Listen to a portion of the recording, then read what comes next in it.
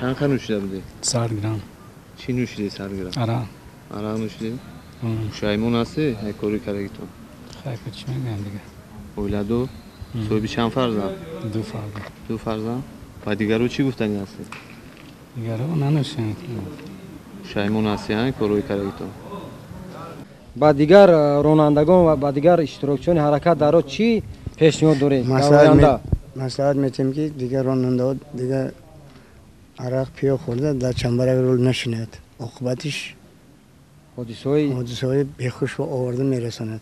در نتیجه گذراندن ریت‌های مشترک همگی 17 عدد رانندگان واسطه نقلیات که به حجت رانندگی اداره میکردند دستگیر کرده شدند. از اینها 6 نفر از جریمه کرده شدند با مبلغ 12500 سومانی.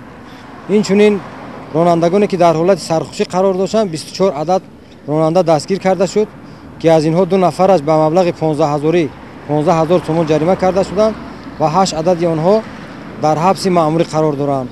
اینچنین از حقوق رانندگی 10 عدد راننده با مهلت 5 سال از حقوق رانندگی محروم کرده شدند. در کودکس عمل کننده برای اداره نمودن واسطه نقلیات از طرف شخصی که حقوق رانندگی ندارد و در حالت مستی قرار دارد جریمه به اندازه 400 نشان دهنده برای حسابها یعنی 20000 سومانی پیش بینی گردیده است. برای تکرارا در دوام سال بعد تعیین نمودن جزای مأموری صادر نمودن این کردار باشد شخص به جوابگری جنایتی کشیده می شود. وظیفه اساسی بازرسی دولتی اتومبیلی این پیشگیری صدمه‌های ناخوشی نقلیاتی در راه‌های ماشینگرد میباشد. برای پیشگیری کردن صدمه‌های ناخوشی نقلیاتی اینچنین صدمه‌های مرگاور همین ماده و همین تغییرات الهی که در قانون وارد کرده شدند سطح صدمه‌ناکی را پس میکنند و برای پیشگیری کردن صدمه‌های نقلیاتی مساعدت میکنند.